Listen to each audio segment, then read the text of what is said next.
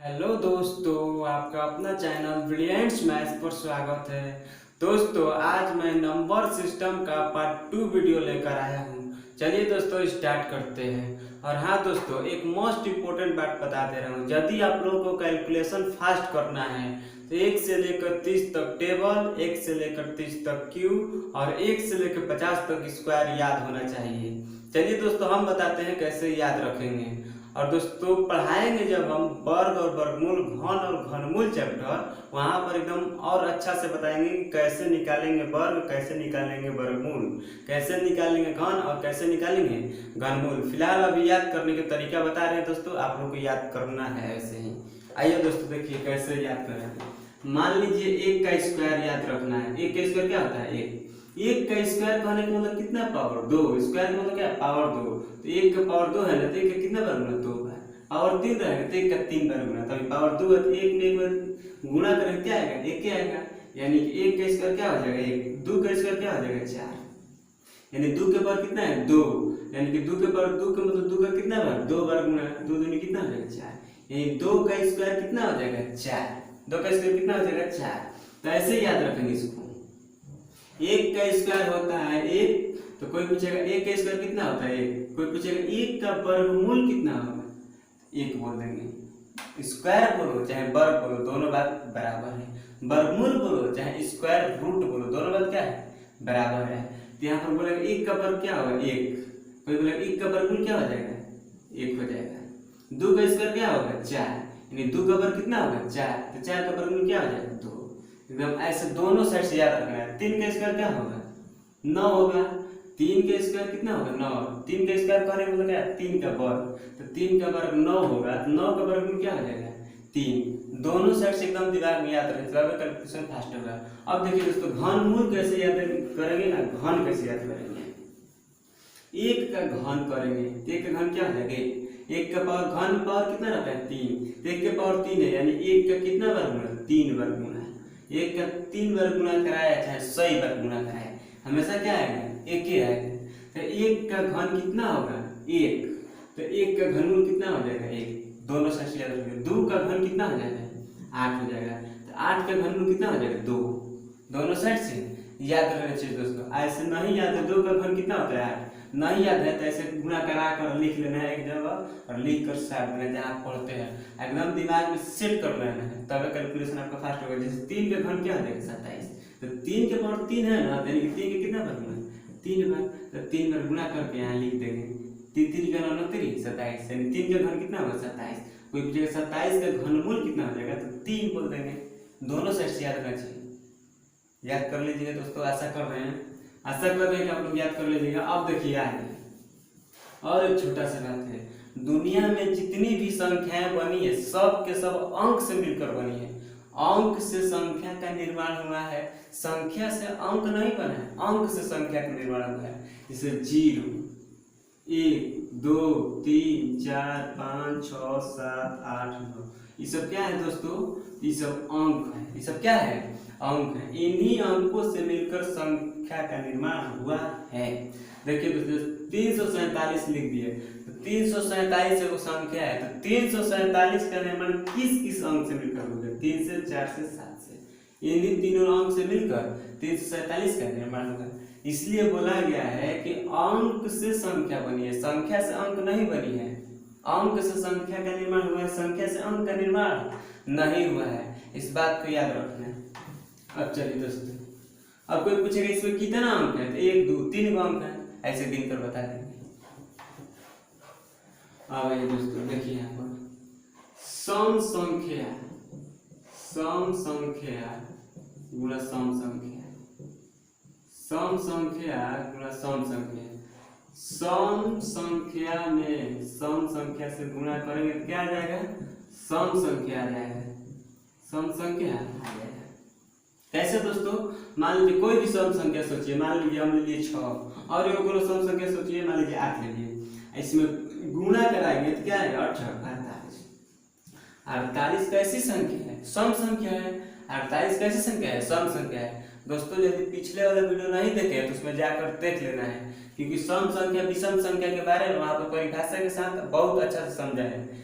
अब देखिए दोस्तों आगे कोई भी सम संख्या उठाएंगे उसमें गुणा कराएंगे तो हमेशा क्या मिलेगा, सम संख्या मिलेगा।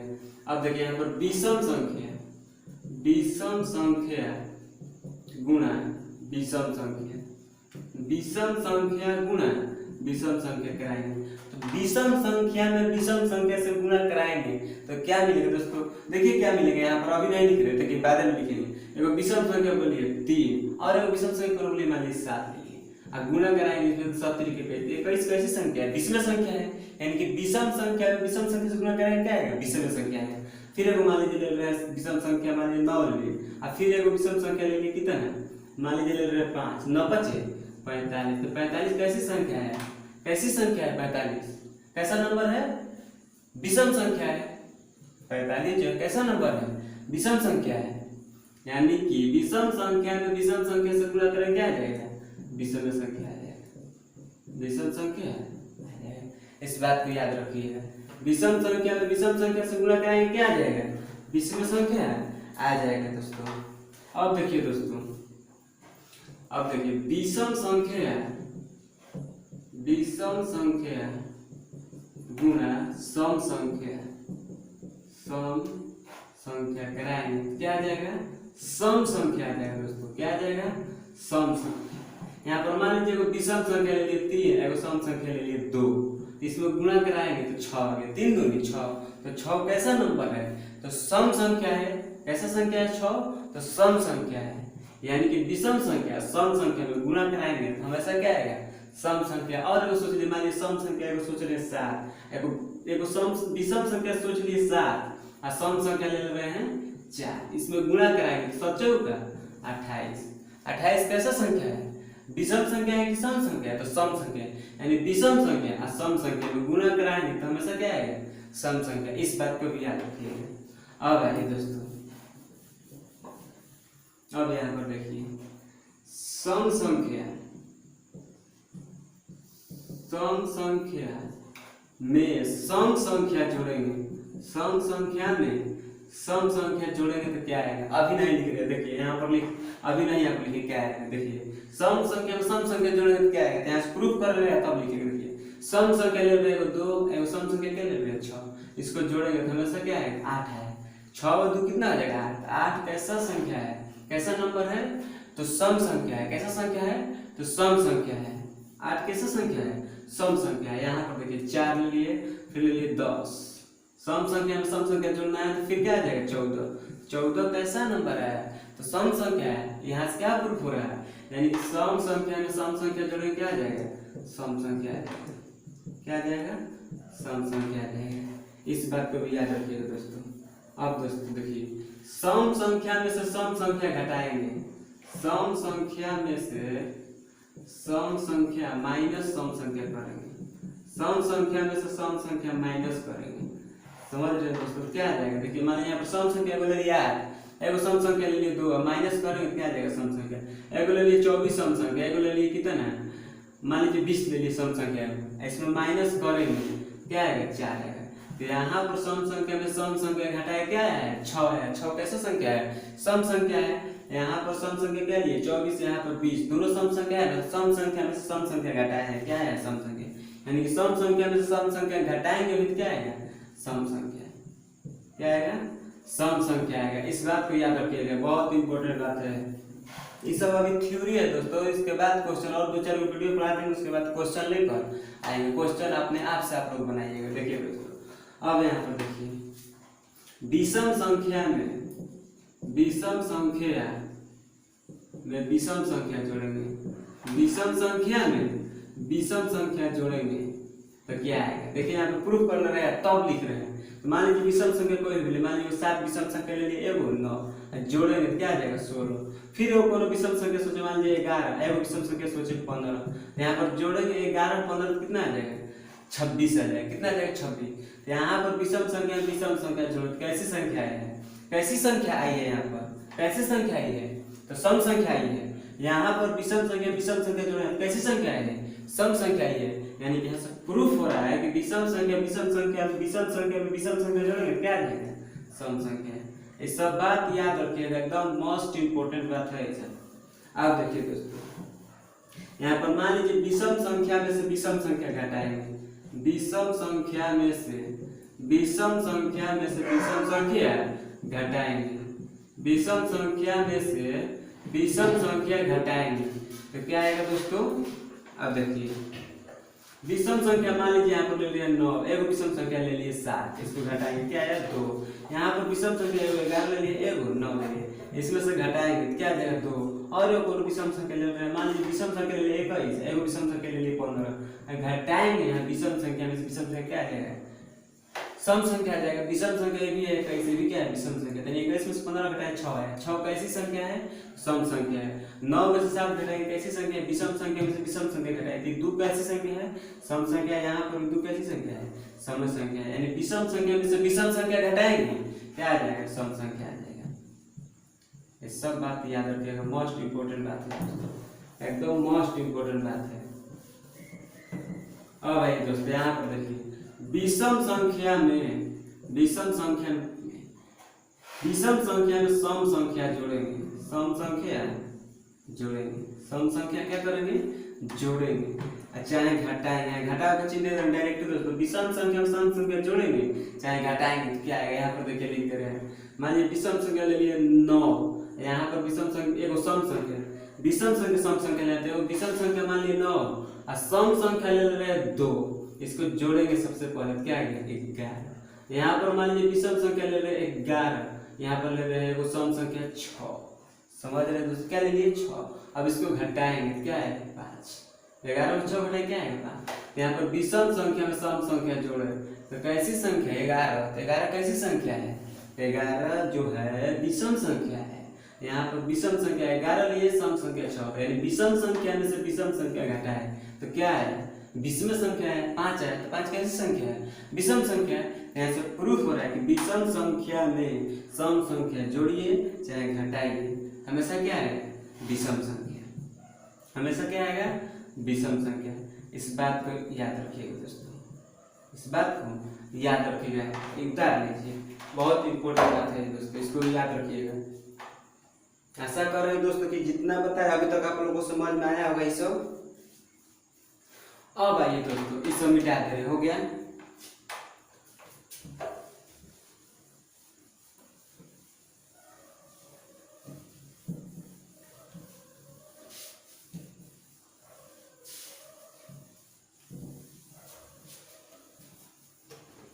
अब दोस्तों याद रखिएगा पूर्ण वर्ग संख्याएं, पूर्ण वर्ग संख्या, पूर्ण वर्ग संख्या है क्या है, पूर्ण वर्ग संख्या क्या है परफेक्ट स्क्वायर SQUAR